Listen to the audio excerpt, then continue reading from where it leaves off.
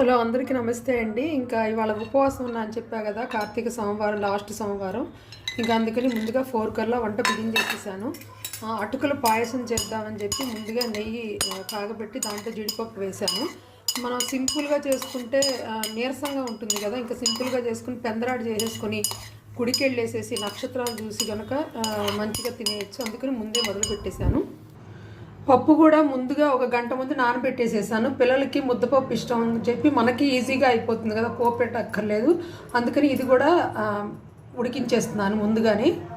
అటుకుల పాయసానికి జీడిపప్పు కూడా వేయించి పక్కకు పెట్టేశాను. ఈ గ్లాస్తో అటుకులు తీసుకుని దోరగా వేయించుకోవాలి. ఈ అటుకులతో పాటే కొంచెం పెసరపప్పు కూడా దోరగా వేయించుకుని దాంతో 2 కలిపి పాయసం చేస్తున్నాను. అటుకులు పెసరపప్పు వేగిపోయిందండి. ఇప్పుడు బాగా ఇందాక కాచి పెట్టుకున్న ఆవు పాలు పోయాలి. లో ఫ్లేమ్లో బాగా ఉడికించుకోవాలి. పాయసంలో కొంచెం ఇలాచీ పౌడర్ వేయాలి. అటుకులు ఉడికే వరకు పొంగకుండా చూసుకోవాలండి పాలు. లాస్ట్లో ఎక్కువ పాలు పోసేస్తే సరిపోతుంది తీసే ముందు. కర్రీ కోసం ఆలు కూడా తరిగి పెట్టేసుకున్నాను. ఈ ఆలు అయితే తొందరగా అయిపోతుంది కదా, ఇలాంటి హడావడి టైంలో ఇలాంటి కూరలు చేసుకోవాలి.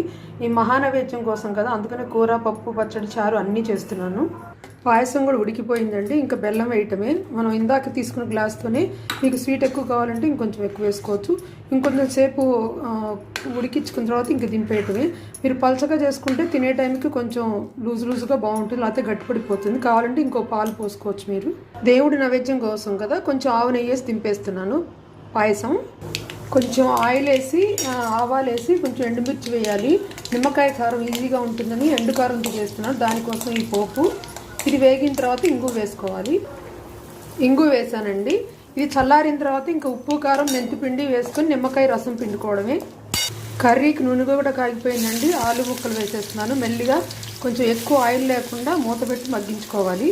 ఇంకో స్టవ్ మీద టమోటా చారు కూడా పెట్టేశాను. ఇది చారు కాగాలంతే. ఇందాక పచ్చడి వేసిన పోపులో 2-3 స్పూన్లు కారం, 2.5 స్పూన్లు ఉప్పు వేసాను. కారం కంటే ఉప్పు కొంచెం తక్కువ వేసుకోండి. 1 స్పూన్ మెంతిపిండి వేసాను. ఇంకా దీంట్లో నిమ్మకాయ పిండాలి. పప్పు కూడా అయిపోయిందండి. ఆలు మెత్తకూర రెడీ అయిపోయింది. అలాగే చారు కూడా రెడీ అయిపోయింది. గింజలు లేకుండా నిమ్మరసం తీసుకుని 3 నిమ్మకాయలు పెట్టినాయండి నాకు. మొత్తం దీంట్లో వేసుకుని బాగా కలుపుకోవాలి. అన్నం కింద కూడా వెలిగించేసానండి. అన్నం కూడా ఉడికొచ్చేసేసింది. ఇంకా అయిపోతుంది ఒక 5 నిమిషాలు. స్వీట్ పాయసం చేసా కదా, హాటు బజ్జీలు చేస్తున్నాను. 21 మహానైవేద్యానికి అన్నము, పాయసం, అలాగే ముద్దపప్పు, ఆలు కర్రీ, ఇది నిమ్మకాయ కారం, చారు, బజ్జీలు అంతా అయిపోయిందండి. ఇంకా పూజ చేసుకుని నైవేద్యం పెట్టడమే. థ్యాంక్ యూ అండి.